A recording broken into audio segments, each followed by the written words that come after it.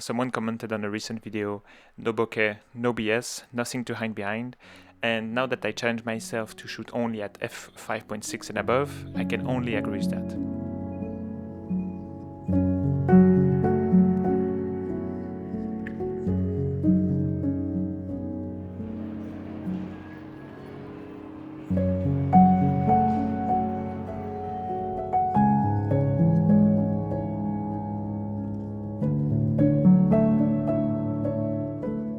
So I am on this never-ending quest to become a better photographer, and we know that limitations is a very effective tool to spark some creativity and make progress. One of the limitations I've been playing with for years already is shooting with prime lenses. Nothing new here, but it is very effective to force you to move around, make compromises, and be more actively looking for compositions that works well with the focal length you are using. I've also been shooting a lot wider than usual for the past year, using a lot my 35mm prime, and of course shot thousands of pictures with my Ricoh GR3 and its 28mm focal length equivalent. Shooting wider forces you to be a bit more selective when you frame your shots to end up with something that is coherent and not too messy. But this week I introduced a new limitation in my photography practice, and that one was to shoot at f5.6 and above. The goal here is to limit the amount of bokeh and find out compositions where almost all the elements in the frame are recognizable and find them a purpose in the final photo. You will end up with images that have a lot more context to them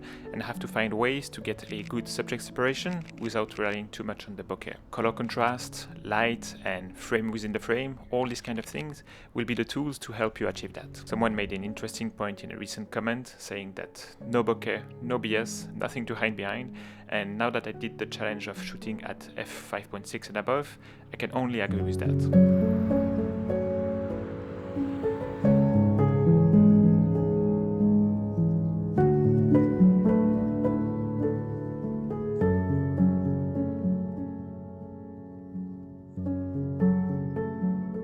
Long time no see.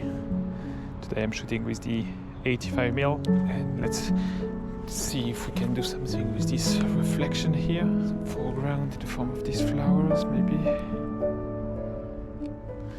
Quite difficult to include them in the frame.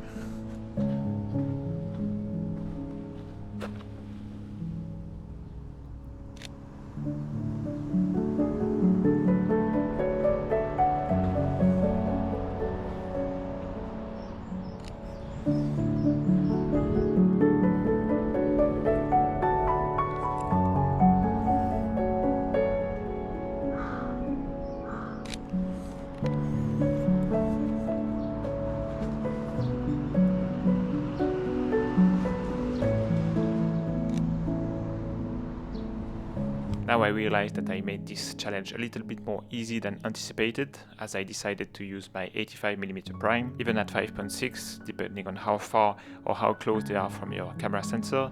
Some elements will be blurry, but still recognizable. The compression and the tight field of view from such a long lens helped me to get cleaner and more minimal compositions without too much effort. So I guess it was a more easy and good gateway into shooting at higher apertures. It made the challenge a little bit easier and did not discourage me, which just helped me to keep shooting for longer than I expected and ultimately getting some presentable pictures.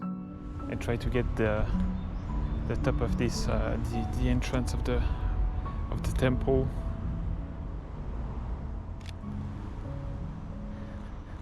Now I just want to deviate a little bit to talk about this shot I really wanted to take. There was this nice and straight path leading to the temple with all these stone lanterns on the side. At the end of the path you can see the city, which adds interesting contrast with this spiritual place, and the cherry on top is that you can see the Shinkansen track. So I wanted a shot with the Shinkansen passing by, but I made several attempts and I couldn't get anything better than this.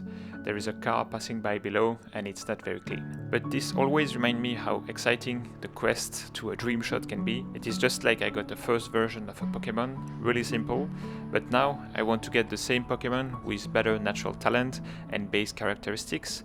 That could be the same shot around the same time of the day, but with no car passing by. But the quest is not ending here.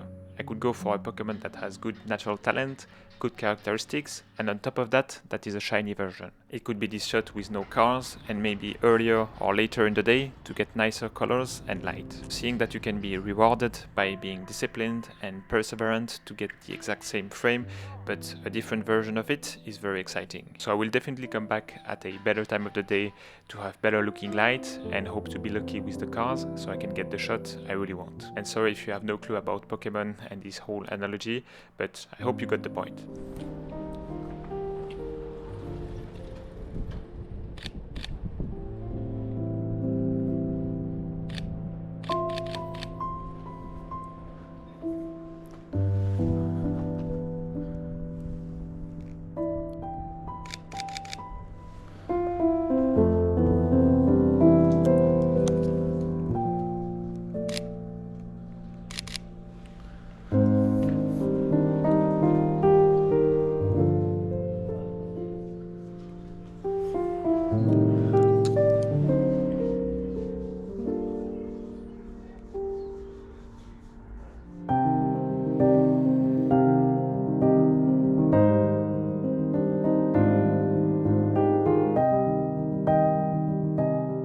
Back to our 5.6 matter, in terms of setup, it's pretty simple. When shooting with the A7IV, I'm often switching between the photo and video mode. For both of them, I have some user presets saved, so when coming back to the photo mode, I am still in aperture priority mode with my auto ISO, minimum shutter speed and all that kind of things. But in order not to forget to shoot at f5.6, I quickly changed my preset for the photo mode and set up my aperture at f5.6, so every time I come back to the photo mode, I have no risk to shoot below than that. If you want to replicate the challenge and plan to do as I did, walking around and shooting handheld, you have to plan to shoot at daytime, because 5.6 for night, shooting handheld is not really optimal.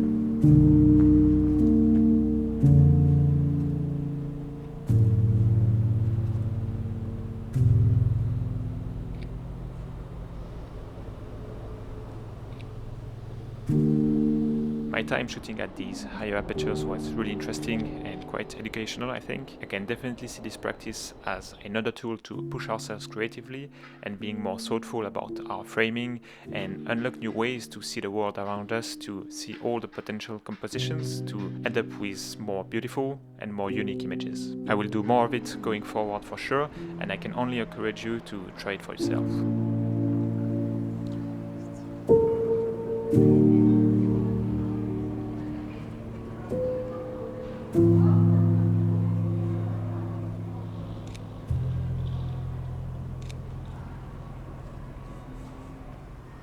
Still waiting for someone to show up.